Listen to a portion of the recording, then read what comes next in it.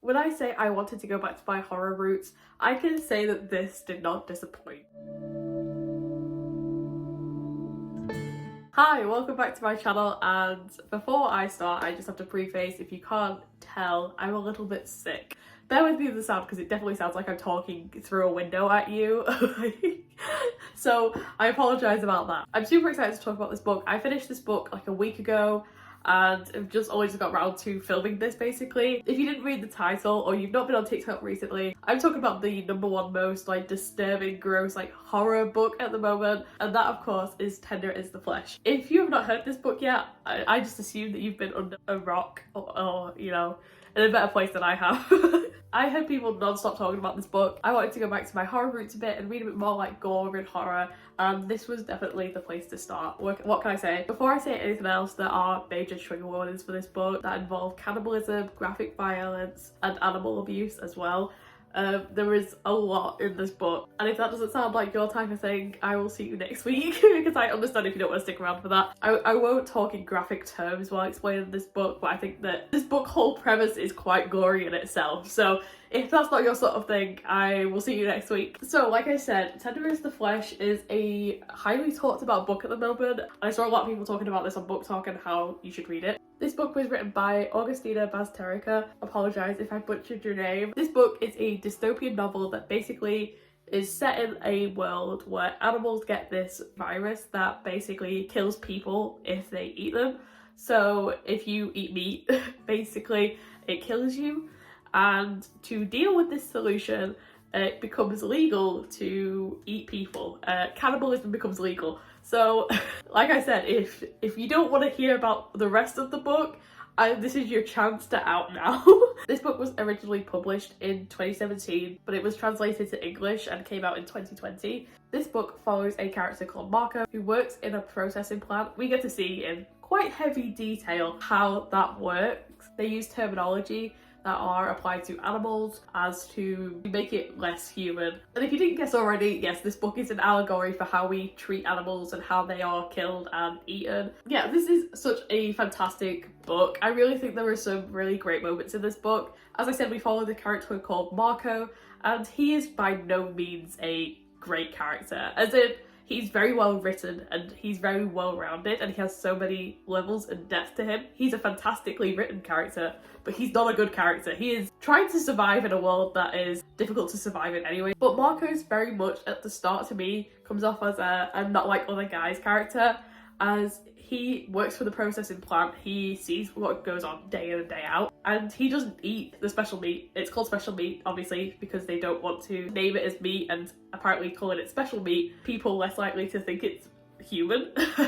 But there we go. Marco has a lot of things going on in his life. On the very first few pages, Marco talks about the transition, which is a time before this happened and a time when people were eating meat, and then the transition into cannibalism basically. And he talks about what happened during that time, why cannibalism became a thing, and it was due to basically sort of like a collapse of society and a protein thing of just like people weren't getting enough protein.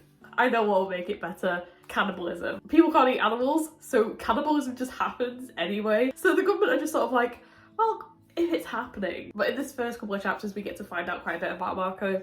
We find out that his dad is in a nursing home and he basically works at this job because he has to be able to afford his dad's care home. And also we find out that his wife is no longer living with him, she's living with her mum, and that is down to them losing a child. And both of them find it too painful to basically be in the same vicinity as each other. It just sort of reminds each other of what happened. Marco also works at these places because his dad used to work in a slaughterhouse and own one, so he understands how they work. Obviously the just meat has changed, so he's well versed in it. And like I said, this job is quite a high paid job because obviously a lot of people don't want to see that, don't want to know how their meat is made. So it is a very high paid job, and that is why he is still in the business. Marco goes to work, and I think twice in the book, 2 separate occasions, we get like a tour of the factory and what's going on, and it goes through the process of how things are stunned and killed and packaged and made into what you see. It was a very graphic and very shocking process. the whole process of it, there was like bits where I was like, this couldn't get any worse, or this couldn't get any more graphic, and then something else would happen, and I was like, oh my god, oh my god. Those scenes really stick with you, and they're so graphic that you can just practically feel everything that's happening there. You can probably like feel what it smells like in there. I knew that this was going to be a graphic book, but it was very shocking to how graphic it was. Marco ends up getting a gift from one of the processing plants, which is a female head, which is basically a person. He gets given a person. She is brought out on like with a rope around her neck and is like, here you go. She's yours, she's a gift. He brings up the processing plant and goes, why have you given me this? And they go, it's a gift, it's a gift. She's super expensive as well. There's sort of two kinds of meat. There's meat that has been injected with a lot of things to make it grow faster, and there is meat that hasn't been touched with at all. And she is one that hasn't been touched at all, and she's just been left to grow naturally. And that is a very, very expensive piece of meat, basically. But she is basically given to him as a gift, and he doesn't know what to do with it, so he just puts her in the barn for now, and it's just sort of like, alright. They can't speak, heads can't speak. They are brought up isolated, so not around other people or not around people, and their vocal cords are taken out. They can't communicate either, so if they were to make up their own language or whatever it is, like even if they were put together, yeah, they can't communicate. It's part of it because he chucks the female in the barn. Obviously she can't say anything about it. She's just very scared and nervous about what is going to happen to her, basically. In this world you can legally own heads as like stock, basically. It's illegal to make them into slaves, and it is illegal to sleep with them or any sort of thing like that. And the punishment is you go to the processing plant as well. This is the one thing I want to touch on, and I'm not saying that it is not out of reach for people to be fine with this. I can kind of understand. I'm not saying it's right and I wouldn't join in, but I can kind of understand because, like I said, this is what we do with animals anyway. If you were eating special meat and you never saw it and you knew it was human, but you never gave a second thought to it and you didn't really see it. But in this dystopian world, it is legal to own them as stock and to sort of eat them when you want, basically. And I feel like that is so inhuman. I think it's an inhuman practice anyway. You know, you're not thinking about the factory, you're not thinking about the process, and you're just eating it like you do with meat, and you're just sort of used to that. I can get that, but having a whole human in your backyard is so like, that's the bit that like really gets me, because people in this book own heads as a state of power. It is to show that they are rich and powerful, basically. But people just have these people in their back garden. Marco, our main character, talks about how he remembers a time before the transition, and I would peg him as late. I would peg him late 30s, mid 40s. And the fact that he remembers a time before the transition, that's the bit that's like so jarring. There are people who are still quite alive, as in it didn't happen that long ago. The transition, it may have happened like 30, 40 years ago. It didn't happen that long ago. It happened so recently that there are people like in their 30s who were eating animals but are now eating humans and now owning humans in the back like garden sort of thing. Like, I think that's the jarring thing. If you were to tell me that the transition happened 2 years ago and people are now owning people in their back gardens because it is all that they're used to, I would understand that. But because the transition period was so close, I think that's the bit that's quite scary. Marco gets this human as a present. This is the bit where it kind of goes downhill. Marco becomes attached to this female and calls her Jasmine.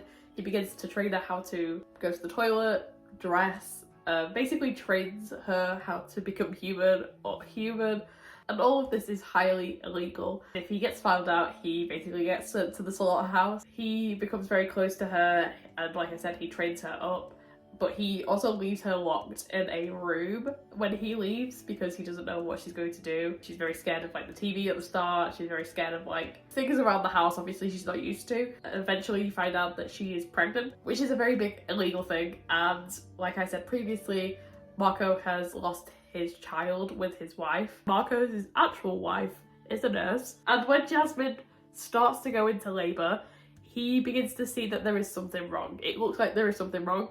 So he rings his wife and goes, hey, without judgment, come over to my house right now.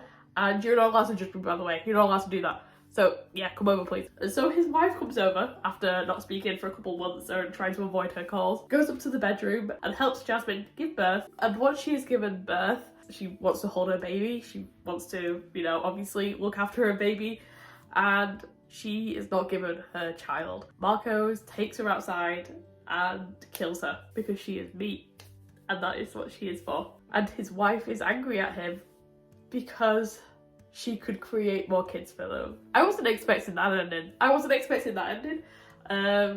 say this. I liked the ending. I think it was very abrupt, and it also showed the sort of no good characters in this sort of society, because you are led to believe that he is trying to be good because obviously he's not eating the meat and he's very disgusted with people like his sister. His sister owns a head in her back garden. I think the end of the book really signifies that there are no good people in this sort of scenario. I really appreciated that ending. I will say that the ending is so abrupt though. I think the biggest issue that I had is that we didn't really hear from Marco's wife, and she's not even there much. It's her mother that is constantly ringing him and just saying she's not ready to come back yet, she's not ready to be part of your life yet, she's still very upset by the events that went on, and he completely understands that. Do get a bit of a change, because when he begins to look after Jasmine and sort of, I don't want to say fall in love, he does not have love for her obviously, when he starts to take care of Jasmine and finds out that she is pregnant, his sole purpose is make sure that she does not lose this child. He begins to be late at work, he begins to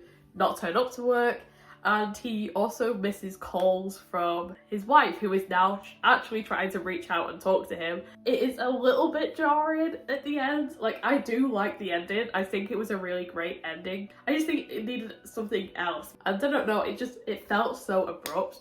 But that is one of my only qualms with this. I think another thing I have against this, I think some scenes were just written in there to add a bit of gore. I will not talk about the scene in graphic detail, I'm just going to gloss over it, but this does involve animal abuse. And there is a scene with some dogs and some teenagers, and I don't understand why that was in there, I'll be honest. Really difficult to read. It is just one chapter, I think it's chapter 6. It's really difficult to read, and it's just horrible. Like, it's just really horrible, and I don't know what that added to the story, in all honesty, apart from it got a oh ew from me. But apart from that, it didn't really add anything to the story in my sense. If that had just been written out, I wouldn't have known any different, let's just put it that way. And there is also a sex scene that I also didn't enjoy. This was written by a woman, but the sex scene was so written by a man. I don't, like, I'm not coming for the author's writing in any way whatsoever. Like, maybe that was the whole reason, was because it's from a man's perspective that it is so violently male, but this sex scene just felt so disgusting to me, and I don't think it was needed, and it is in such graphic detail as well. It sort of relates to the story because Marco washes Jasmine for the first time, and he wakes up and he's laid next to her and he's like, "Naked woman, oh my god," and then drives to like a person that he knows that he can fuck, basically, to get this out of his system. I just didn't understand why that had to be there either. Like, I like spicy books, but this was not the spice that I needed at all. Like, this wasn't it. I want to applaud this book because this book is obviously a dystopian book, but it is so close to reality. If you ever watch Sorry to Bother You, it is very that. It's so close to what could happen in reality. You could believe that it happened. This sort of thing has happened in the past anyway, so it's not far for me to go, shit, this could be a reality. And I think that it is written so well in that sense. I think it is a fantastic book. If you're looking for gore, if you're looking for something shocking, this is the sort of book you should read, definitely. I really love this book. I really appreciated this book, even though, like I said, there were a couple of really shocking scenes that I didn't think needed to be in there. I felt that this really did the justice, bringing me back to my horror roots. And yeah, like I said, I give this 4 out of 5 stars. There's some really great bits in this. I think the writing was fantastic. I thought the characters, even though no character is redeemable in this universe, I thought Marco was a well-written character. We don't really get much outside of his character with anybody else, but I think that Marco has great levels and great depth to him. And like I said, he gives off this I'm not like other guys vibe until the very end, where he obviously is, if not worse, than other guys. Yeah, if this sounds like your type of thing, like I said, this is definitely not for everybody. It is very gory, it is very shocking, and there are a lot of trigger warnings. But if you would like to stick around unboxing, haul and review videos, please do, because I enjoy making these videos and I hope you enjoy watching them. Thank you so much, and I shall see you next time.